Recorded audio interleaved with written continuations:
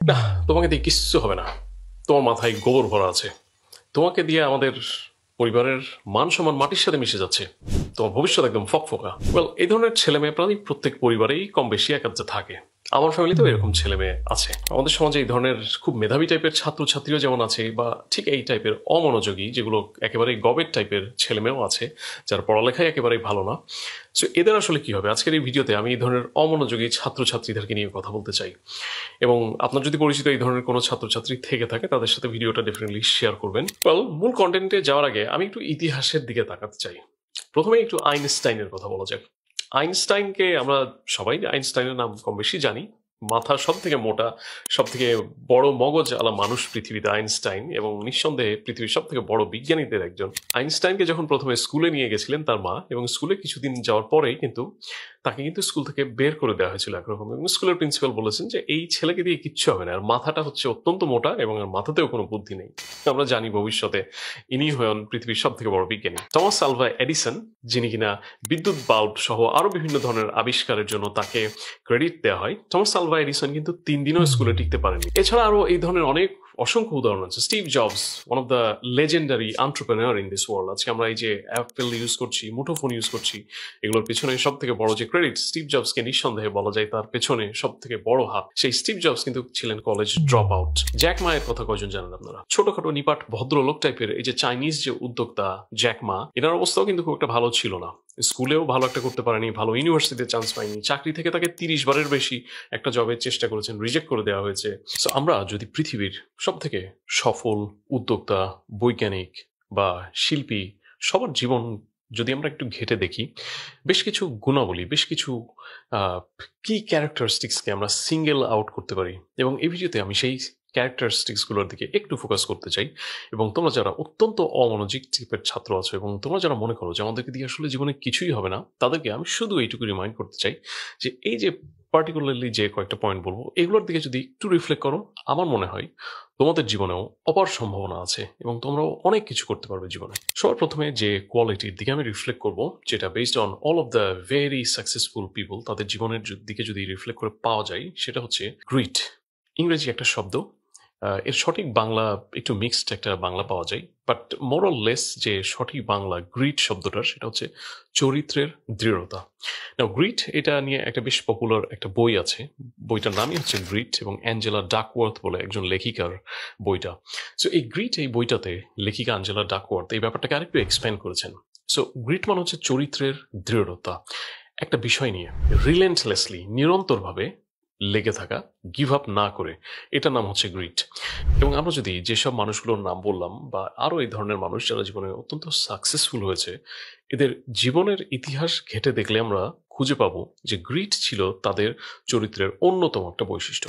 তারা যখন কোনো একটা বিষয় নিয়ে শুরু করত, সেটা থেকে কখনো তারা হাল ছেড়ে দিত না, সেটা কখনো তারা গিভ আপ করতো না, এবং নিরন্তরভাবে চেষ্টা করে যেত। উদাহরণস্বরূপ আমরা এডিসনের কথা বলি। টমাস আলভা এডিসনকে বলা হয় লাইট বাল্বের আবিষ্কারক, তারপরে ফোনোগ্রাফ, তারপরে মোশন পিকচার ক্যামেরার আবিষ্কারক হচ্ছেন তিনি। এই ধরনের আরো অসংখ্য আবিষ্কারের প্যাটেন্ট আছে টমাস আলভা এডিসনের, বাট তার উল্লেখযোগ্য আবিষ্কারের মধ্যে সবসময় ধরা হয় লাইট বাল্বটাকেই মডার্ন হিস্ট্রিতে। এবং লাইট বাল্বের আবিষ্কারের জন্য বলা হয় যে তিনি এই লাইট বাল্বের আবিষ্কার করার জন্য তার যে এক্সপেরিমেন্ট ছিল, এই এক্সপেরিমেন্টে তিনি 1000 বারেরও বেশি টাইম তিনি কিন্তু ফেল করেছিলেন, কিন্তু তিনি কখনো গিভ আপ করেননি। এবং তাকে যখন জিজ্ঞেস করা হয়েছিল যে আচ্ছা, এত নিরন্তরভাবে লেগে থাকার ধৈর্য আপনি কিভাবে পান, তিনি বলেছিলেন আসলে লাইট বাল্ব তৈরি করতে যে আমি 1000 বার ফেল করেছি তা না, লাইট বাল্ব তৈরি করার জন্য 1000টা স্টেপ ফলো করতে হয়েছে আমাকে। অর্থাৎ প্রত্যেকটা ফেলিয়ারকেই তারা কিন্তু একটা স্টেপ হিসেবে দেখেন তাদের আলটিমেট যে গোল, আলটিমেট যে সাকসেস, সেটার দিকে।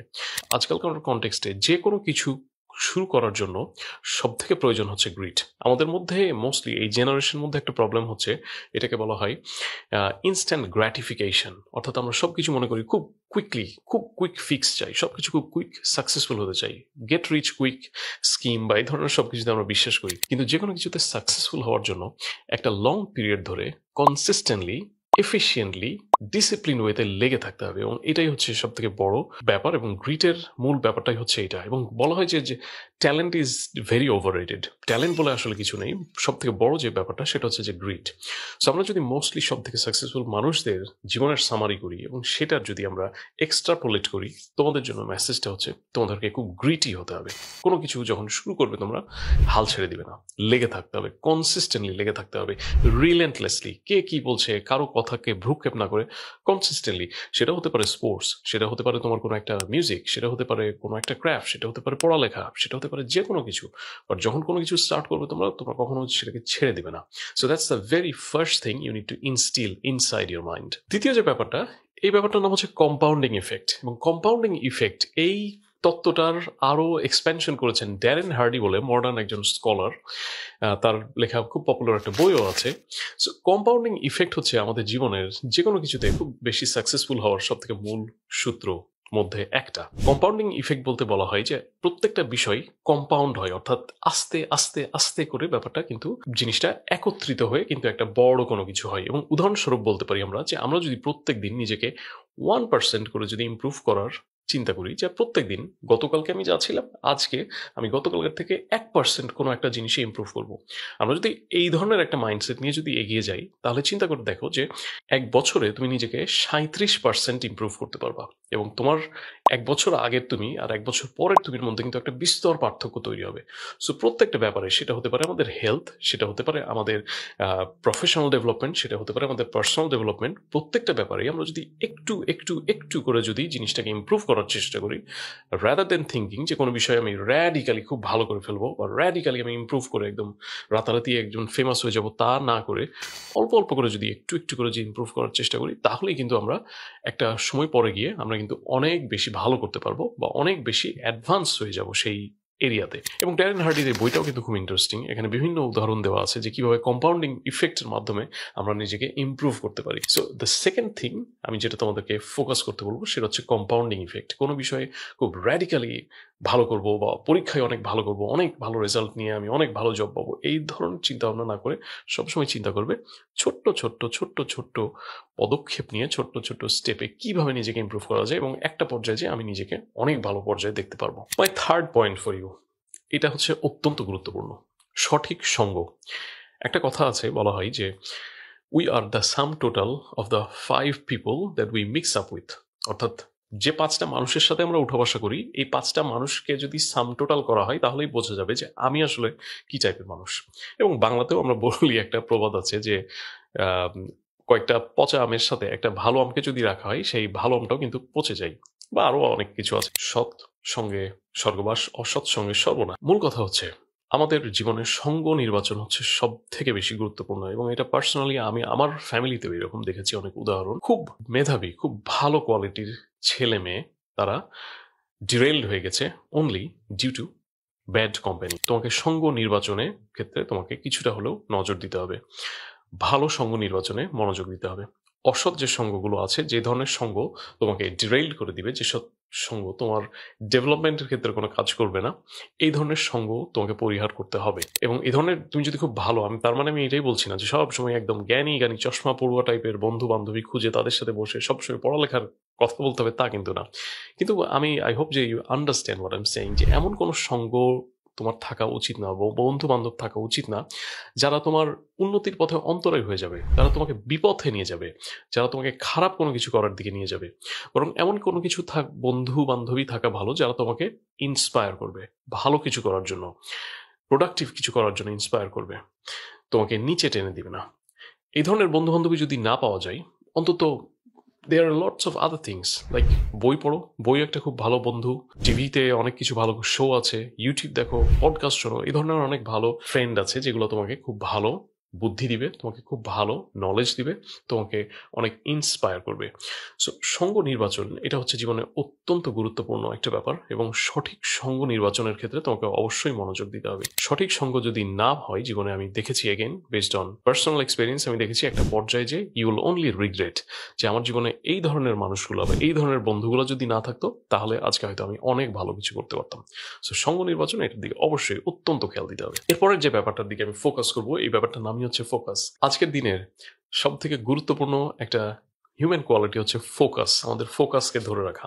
কারণ আজকালকার দিনে আমাদের ফোকাসকে ভেঙে ফেলার জন্য এত বেশি কিছু আছে, এত বেশি ডিস্ট্রাকশনের এত বেশি উপাদান আছে যে ইটস রিয়েলি চ্যালেঞ্জিং যে কোনো একটা বিষয়ে খুব ফোকাস ধরে রেখে কনসিস্টেন্টলি কাজ করা। না, ফোকাসের কথা বলার জন্য অনেক অনেক বইয়ের উদাহরণ দিতে পারি, যেমন অ্যাটমিক হ্যাবিটস বলে জেমস ক্লিয়ারের একটা বই আছে, সেখানে ফোকাসকে কিভাবে ধরে রাখা যায় সেটার জন্য বলা হয়েছে। তারপর ইনডিস্ট্রাক্টেবল বলে আরেকটা বই আছে, এখানেও কিভাবে আমরা নিজেদেরকে ইনডিস্ট্রাক্টেবল করতে পারি, যে অন্য সব কিছু থেকে যেন আমরা ডিস্ট্র্যাক্ট না হয়ে যাই। এগুলোর বেশ কিছু টেকনিক আছে, এই ধরনের বইগুলো ডেফিনেটলি পড়ার জন্য আমি রেকমেন্ড করবো। বাট সব থেকে ইম্পর্টেন্ট যে ব্যাপারটা তোমাকে মনে রাখতে হবে আজকালকার দিনে, যে ট্যালেন্টের থেকেও আমরা যদি কনসিস্টেন্টলি ফোকাসড ওয়েতে একটা কাজের দিকে যদি মনোযোগ দিয়ে করতে পারি, সেটাই আমাদেরকে কিন্তু অল্প অল্প কম্পাউন্ডিং ইফেক্টের মাধ্যমে আমাদেরকে একটা বড় রেজাল্ট নিয়ে এসে দিবে। এবং নিজের ফোকাসকে ধরে রাখার জন্য কিন্তু বেশ কিছু টেকনিক ফলো করা যায়, যেমন আমরা পমোডোরো টেকনিক বলে একটা টেকনিক আছে। পমোডোরো টেকনিকটা হচ্ছে যে অল্প অল্প ভাগ করে সময়গুলোকে নেওয়া এবং একটা মাঝে বিরতি রাখা, যেমন 10 মিনিটসের বা 20 মিনিটসের বা 25 মিনিটসের একটা টাইম বেঁধে দেওয়া, এবং এই সময়টাতে আমার যে ফোন, অন্যান্য যে নোটিফিকেশন, সব কিছু থেকে সম্পূর্ণ নিজেকে বিচ্ছিন্ন করে সম্পূর্ণ একটা কাজ করা। সেটা যদি তোমাদের পড়ালেখা হয়, পড়ালেখার সময় নিজের ফোনটাকে সম্পূর্ণ সুইচ অফ করে দিয়ে বা উল্টো করে রেখে সম্পূর্ণ পড়ার দিকে মনে রাখা। 25 মিনিট একটানা পড়ালেখা করার পরে তারপরে আবার 5 বা 10 মিনিটের একটা ব্রেক নিয়ে আবার ফোনটাকে ঠিক একইভাবে উল্টা করে রেখে দেওয়া এবং সম্পূর্ণ সেই কাজটাই করা, পড়ালেখা হোক বা যেটাই হোক। এটাকে বলা হয় পমোডোরো টেকনিক। বাট এছাড়াও আরও অনেক ধরনের টেকনিক আছে এবং ভবিষ্যতে এগুলো নিয়েও আরও ভিডিও করবো আমি। বাট এভাবে করে কিভাবে আমাদের যে ফোকাসটাকে ধরে রাখা যায় এবং আমাদের চারিপাশে যেন একটা ফেন্স তৈরি করে ফেলা যায়, আমরা যেন ইনডিস্ট্রাক্টেবল হয়ে যাই, যাতে করে আমরা ডিস্ট্রাক্টেড না হয়ে যাই। এভাবে করে যদি আমরা আমাদের ফোকাসটাকে যে কোনো কাজে ধরে রাখতে পারি, এটা আমাদের জন্য সব থেকে বেশি কার্যকরী হবে এবং আমরা যে কোনো কিছুতে খুব ভালো করতে পারবো।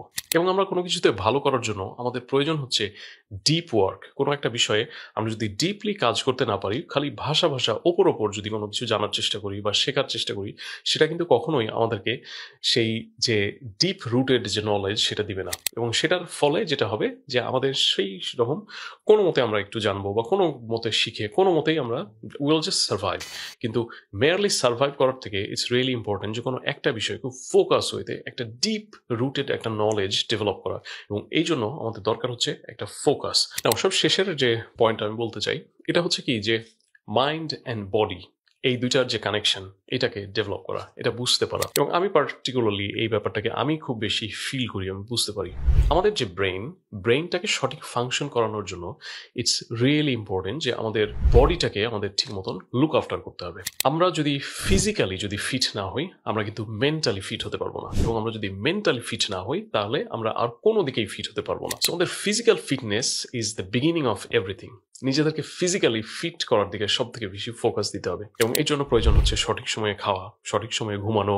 এই জন্য প্রয়োজন হচ্ছে নিজেকে যথাযথ হাইড্রেট রাখা, এক্সারসাইজ করা। এই ধরনের যে বেসিক জিনিসগুলো, এগুলো শুনতে একটু ক্লিশে মনে হলেও আজকালকার দিনে সবাই এগুলোর কথা বলে, কিন্তু এটার যে প্রয়োজনীয়তা, এটার যে গুরুত্ব কতটা বেশি, এটা অপরিহার্য। সুতরাং নিজেকে কি করে ফিট রাখা যায় মেন্টালি এবং সাইকোলজিক্যালি, সেজন্য আমাদেরকে কাজ করতে হবে। নিজের মেন্টাল ফিটনেসের জন্য নিজেকে একটু ফিজিক্যাল এক্সারসাইজ করতে হবে, নিজেকে সাইকোলজিক্যালি ফিট করার জন্য যে ওয়েলনেস ট্রেনিং কিভাবে নেওয়া যায় সেগুলোর চেষ্টা করতে হবে।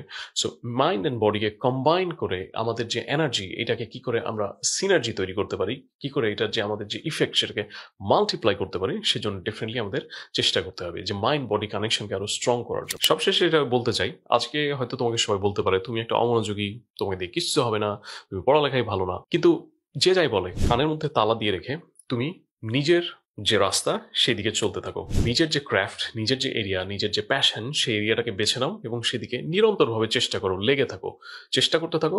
আই অ্যাবসলিউটলি থিঙ্ক যে তোমার মধ্যে অপার সম্ভাবনা আছে। দি অনলি থিং ইজ তুমি হয়তো সঠিক ওয়েগুলো জানো না, এবং আই হোপ যে আমার ভিডিওতে যে কিছু সাধারণ কিছু টিপস দিলাম, সেটা হয়তো তোমাকে সেই সঠিক যে ওয়ে সেটা বের করতে সাহায্য করবে, এবং তোমার নিজের যে সাকসেসের যে পাথ সেটা খুঁজে বের করতে তোমাকে অনেকখানি হেল্প করবে। তোমাদের কোনো প্রশ্ন, ফিডব্যাক থাকলে ডেফিনেটলি লিখে জানাও।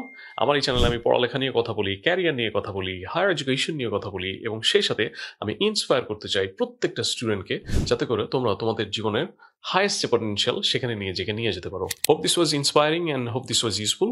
তোমাদের মতামত, ফিডব্যাক শোনার অপেক্ষায় থাকলাম। Take care.